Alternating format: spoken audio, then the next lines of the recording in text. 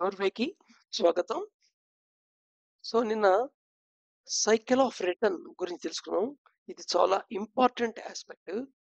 So earth పరంగా mass and sun యొక్క relative position పరంగా సడన్ గా నీ యొక్క ఐ సెంటర్ ఏదైతే సరెండర్ అయి ఉందో ఈ అండ్ ఎస్ సెంటర్లకి కాన్స్టెంట్ గా ప్రిడామినేట్ చేయడం వల్ల కాన్స్టెంట్ గా అది కమాండ్ ఇవ్వటం ఫెయిల్యూర్ అవటం వల్ల సో ఆ స్టేట్ నుండి ఒకసారి టెంపరీగా రిలీజ్ అవుతాం అన్నమాట.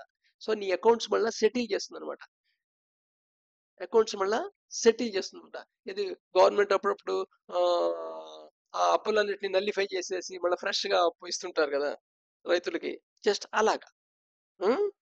సో మళ్ళీ నీకు ఒక ఛాన్స్ ఇస్తుంది అనమాట. ఈ ఛాన్సెస్ రిపీటెడ్ గా లైఫ్ లో చాలా సార్లు వస్తుంది. బట్ కానీ దాన్ని కూడా ఫాల్ బ్యాక్ కే వాడతారు. ఆ టైంని జస్ట్ ఇష్టమైన పీరియడ్ కింద జమ కడతారు.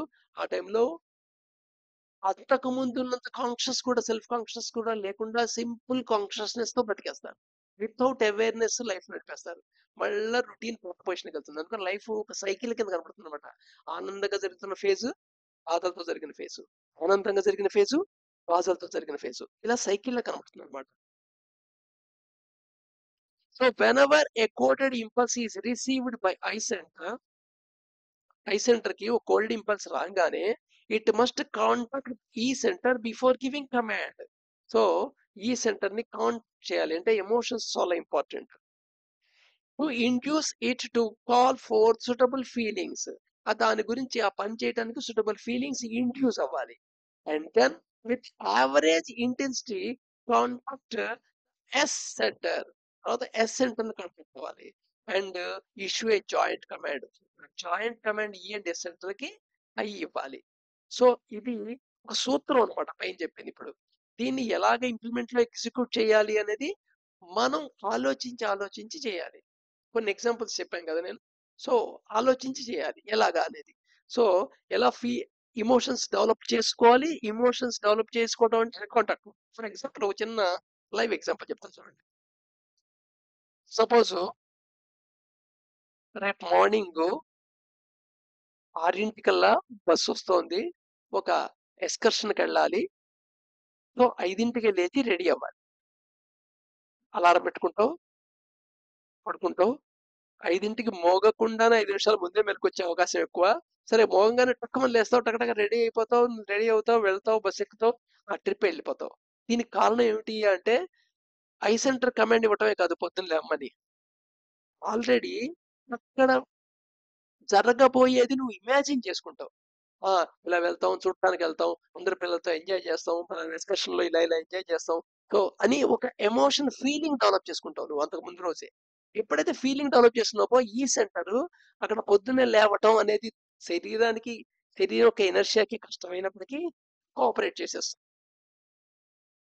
అదే సపోజ్ మామూలుగా రొటీన్ గా పొద్దున్న 6:00కి లేవటం అలవాటు చేసుకోవడానికి నువ్వు ప్రయత్నం చేసావు అనుకో, ఈ సెంటర్ కోఆపరేట్ చేయవు. ఎందుకంటే దానికి కావాల్సిన ఎమోషన్స్ నువ్వు డెవలప్ చేసుకోవాలి. ఫస్ట్ ఎమోషన్స్ డెవలప్ చేసుకోవడానికి ప్రొసీజర్ ఏమిటి అని ఆలోచించాలి.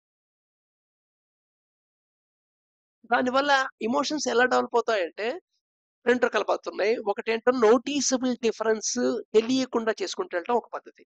అంటే ఇంతకు ముందు చెప్పిన ఎగ్జాంపుల్ గ్రాడ్యువల్ గా క్రమక్రమంగా మార్పు తీసుకురావటం అదొక పద్ధతి. ఇంకో పద్ధతి ఏమిటంటే ర్యాండమ్ గా చేస్తుంటావు. సో ర్యాండమ్ గా చేసినప్పుడు నువ్వు అవేర్నెస్ ఉన్న వాళ్ళే ఈ రెండో పద్ధతికి వెళ్ళగలుగుతావు. సో దానివల్ల జరిగిన అడ్వాంటేజ్ ని పర్సీవ్ చేయాలి. ఎప్పుడైతే నువ్వు తొందరగా లేచావో ఆ రోజు నువ్వు చాలా ఎనర్జెటిక్ గా ఫీల్ అవుతావు. డ్రౌజీగా ఉండదు. కావాలని ఎక్కువ పడుకున్నంత మాత్రాన నీకు రెస్ట్ దొరికిందనే సైకలాజికల్ ఫీలింగే తప్ప నిజానికి ఎనర్జీ లెవెల్స్ నీవి అలా ఉండవు. ఎర్లీగా లేచిన వాళ్ళవే ఎనర్జీ లెవెల్స్ హైగా ఉంటాయి. డే అంతా సస్టైన్ చేయగలుగుతారు ఎనర్జీ పొజిషన్ అనేది. నెక్స్ట్ ఒక్కొక్క ఎంతూజియాజంగా వాడు చేసే పనిలో ఇన్వాల్వ్మెంట్ ఉంటుంది. ఇవన్నీ అవేర్నెస్ లో అబ్జర్వ్ చేసామనుకోండి, అలాగే టైం సఫిషియెంట్ గా ఉంటుంది. అన్ని పనులకి కంగారుగా ఆతృతగా పని చేయటం, ఒక పనికి కాన్ఫ్లిక్ట్ అవ్వటం, ఒక పని చేయటానికి టైం లేకపోవటం, ఇలాంటి సమస్యలన్నీ ఉండవు. ఇదంతా ఎప్పుడైతే నువ్వు పర్సీవ్ చేసావో అవేర్నెస్ లో ఆటోమేటిక్ గా నీకు దాని మీద ఫీలింగ్స్ పెరిగి రొటీన్ గా నువ్వు క్రమక్రమంగా 6:00కి లేవటం అలవాటు అయిపోతుంది. ఇది రెండో పద్ధతి. ఇది అవేర్నెస్ కూడా ఉండాలి. సో ఏ పద్ధతి నిర్ణయించాలి ఏమిటి అనేది నువ్వు ఫీలింగ్స్ తెచ్చుకోవడం మీద నువ్వు ఆధారపడుతుంది. సో ఈ అండ్ ఎస్ ని కండిషన్ చేసి ఐతో కమాండ్ ఇస్తే వర్క్ అయిపోతుంది. అలా కాకుండా చేస్తే మటుకు నీ యొక్క ఫ్రీ విల్ వేస్ట్ అయిపోతుంది. ఫ్రీ విల్ మిస్‌యూజ్ అవ్వటం వల్ల ఒక నష్టం. రెండోది ఐ సెంటర్ ప్రిడామినెంట్‌గా సరెండర్ అయిపోతుంది ఈ&ఎస్‌కి. I centre must realise and never forget. I centre ఎప్పుడు మర్చిపోవడానికి వీల్లేదు. ఇప్పుడు ఏం విషయం? That a complex administration is not a one man show. One man show కాదు. ఈ అడ్మినిస్ట్రేషన్, ఈ శరీరంలో ఉండే అడ్మినిస్ట్రేషన్ చేసేది ఎవరయ్యా అంటే లోపల మైండ్. ఆ మైండ్ లో అడ్మినిస్ట్రేషన్ లో మెయిన్ గా నువ్వు ఈ ప్రపంచంతో ఇంటరాక్ట్ అయ్యేది దేంతో? సిస్టమ్ 1 తో. సిస్టమ్ 1 లో కోడింగ్ డీకోడింగ్ ప్రాసెస్ ద్వారా ఇంటరాక్ట్ అవుతావు. సో దేర్ ఫోర్ ఆ ప్రాసెస్ హార్మోనిక్ గా జరగడం చాలా ఇంపార్టెంట్. హార్మోనిక్ గా జరగడం ప్లస్ లా జరగడం అనేది ఇంకా ఇంపార్టెంట్. ఎస్ సెంటర్ గివ్స్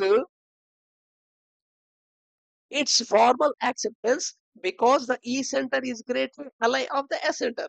ఈ S center, E center, అమైగ్డలా అనే బ్రెయిన్ యొక్క పార్ట్లు ఇక్కడ ఉంటాయని చెప్పాను. కనెక్ట్ అయి ఉంటాయి, ఇంటిగ్రేట్ అయి ఉంటాయి మైండ్ బ్రెయిన్ కి అని చెప్పాను. సో ఈ రెండు పక్క పక్కనే ఉంటాయి, allies, very close friends. So formal గా యాక్సెప్ట్ చేస్తుంటుంది. ఈ చెప్పింది ఎస్ వెంటనే యాక్సెప్ట్ చేసేస్తుంటుంది, ఎస్ చెప్పింది ఈ వెంటనే యాక్సెప్ట్ చేస్తుంటుంది. It is therefore imperative that I center realize that all commands before being issued should be jointly passed or accepted by others. So therefore E and S ని కూడా sufficient గా motivate చేసుకొని వాటి రికన్సిల్ చేసుకొని వయా మీడియా కమాండ్స్ ఇచ్చుకుంటున్నారు. అప్పుడే purposeful గా పని జరుగుతుంది. Once I centre creates this habit, I centre ఈ హ్యాబిట్ క్రియేట్ అయితే యాక్చువల్గా ప్రెసెంట్ ఆ హ్యాబిట్ లేదు. ఐ సెంటర్ సీనియర్ మోస్ట్, మంచి చెడు దానికి తెలుసు అనే భావం మెమరీలో ఆల్రెడీ ఉన్నాయి కదా అని నీతులు, మంచి చెడు అనేది. సో ఆటోమేటిక్ నిర్ణయాలు ఇచ్చేస్తుంటుంది commands with consulting E and S. And E and S centres will always enquire of the center how to act and not to hostile or eager to dominate the I center. ఎప్పుడైతే కన్సల్ట్ చేసిందో ఆటోమేటిక్ అవి hostel గా behave చేయవు, అలాగా dominate చేయడానికి eagerness చూపించవు.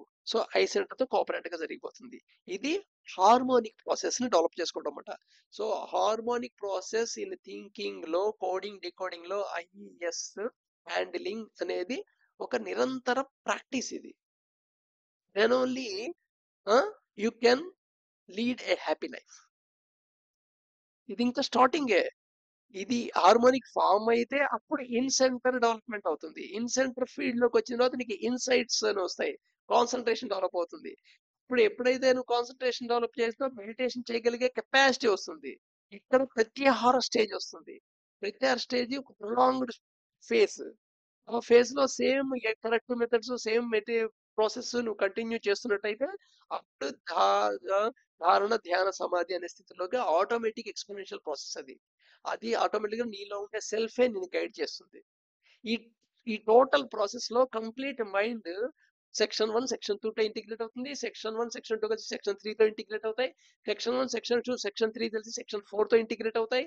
ఈ 4 integrate అయ్యి ఒక యూనిట్ కింద పనిచేస్తున్నప్పుడు you can perceive what is the actual self.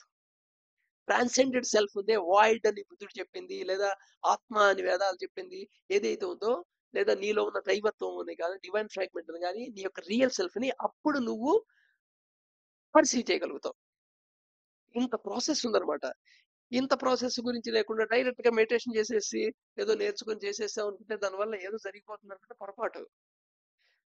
A fraction of second నువ్వు మెడిటేట్లు వెళ్తే వెళ్ళొచ్చేమో, కానీ ఎప్పుడు సస్టైన్ అవ్వవు, దాని ఫలితాలు అనుభవించవు. Thank you.